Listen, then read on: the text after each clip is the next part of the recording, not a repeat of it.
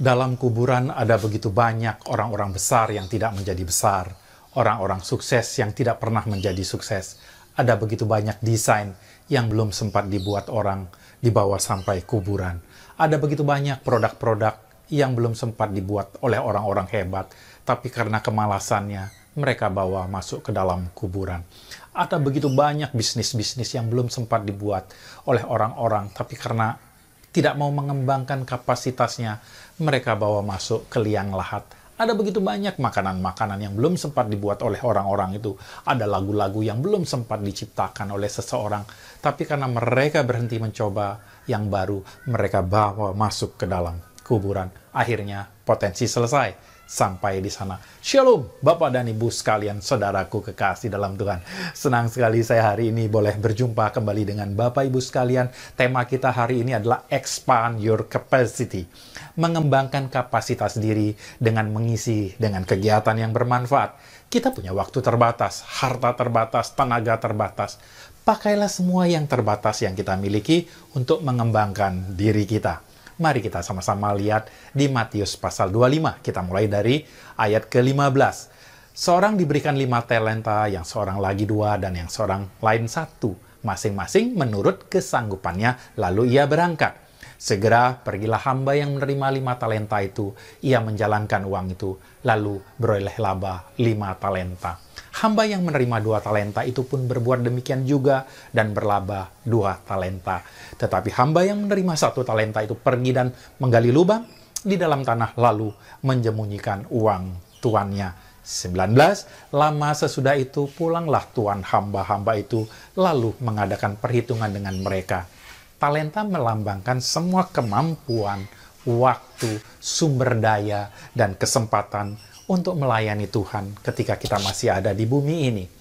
Hal-hal ini dianggap oleh Tuhan sebagai sesuatu yang dipercayakan kepada kita, dan kita bertanggung jawab untuk mengelolanya dengan sebijaksana mungkin. Setiap kita diberikan kemampuan, setiap kita diberikan kapasitas, kita punya tanggung jawab untuk mengembangkannya.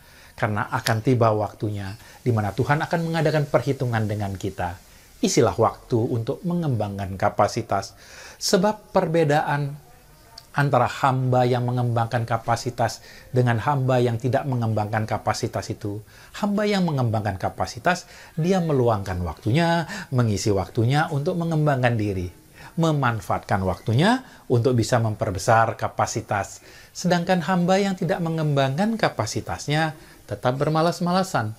Selama kita masih bernafas, berapapun usia Anda, kapasitas Anda masih bisa dikembangkan. Sekalipun engkau sudah lanjut usia, tidak ada kata-kata tua untuk belajar. Karena begitu kita masuk kuburan, selesai sudah. Ada yang tahu model dari Cina berusia 80 tahun, Wang Desun? Kalau belum ya nanti boleh searching di internet ya. Ada 3 tujuan Tuhan memberikan skill atau kemampuan atau kapasitas dalam kehidupan kita. Do kali be sama dengan have. Yang pertama, agar kita mencari nafkah. Dengan talenta yang kita miliki, bisa dagang bakso, bermain musik, bernyanyi, menulis, menjadi pembicara, agar kita bisa berdiri di atas kaki kita sendiri. Bukan menjadi peminta-minta. Karena be kita semakin besar, maka have akan semakin besar. Tujuan kedua adalah Tuhan memberikan segala kemampuan supaya kita bisa memberkati orang lain. Dengan keahlian dagang bakso, kita ngajarin orang menciptakan lapangan pekerjaan. Talenta di komunikasi, tarik suara, bisa ngajar orang. Akhirnya, orang tersebut bisa punya posisi lebih baik. Berikutnya, yang ketiga, Tuhan mempunyai tujuan memberikan talenta kepada kita agar kita bisa melipat gandakan. Bisa dibayangkan apa yang terjadi jika talentamu dilipat gandakan.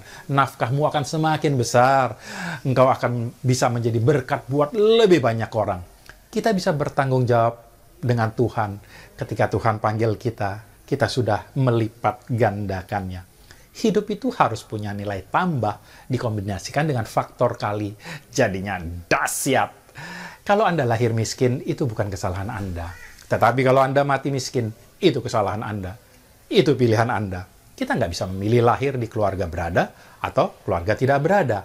Tapi kita bisa memilih. Dipanggil oleh Tuhan, kita menjadi orang berada atau kita menjadi orang yang tidak berada. Punyalah kebiasaan sukses. Bangun pagi langsung berdoa, merenungkan firman Tuhan, kerja yang sungguh-sungguh, punya waktu dengan keluarga, ada waktu olahraga, aktif di komunitas rohani. Hal lain yang bisa memperbesar kapasitas kita adalah dengan tetap rendah hati untuk dipimpin oleh orang-orang yang lebih berpengalaman. Tidak ada Michael Jordan tanpa Phil Jackson. Tidak ada Cristiano Ronaldo tanpa Sir Alex Ferguson. Kita ini masih jauh dari sempurna. Kita butuh orang-orang yang bisa jadi mata buat kita, bisa jadi mulut buat kita, sehingga kita bisa jadi lebih baik. Setiap orang bisa memuji Anda, tapi nggak semua orang berani menegur Anda.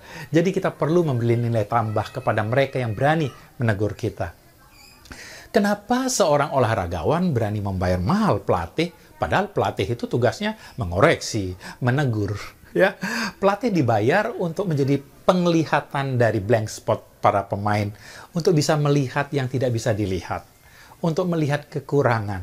So, carilah dan punyalah coach dalam hidup Anda, dalam segala lini kehidupan, spiritual, mental, karir, personal, finansial, physical, family, sosial.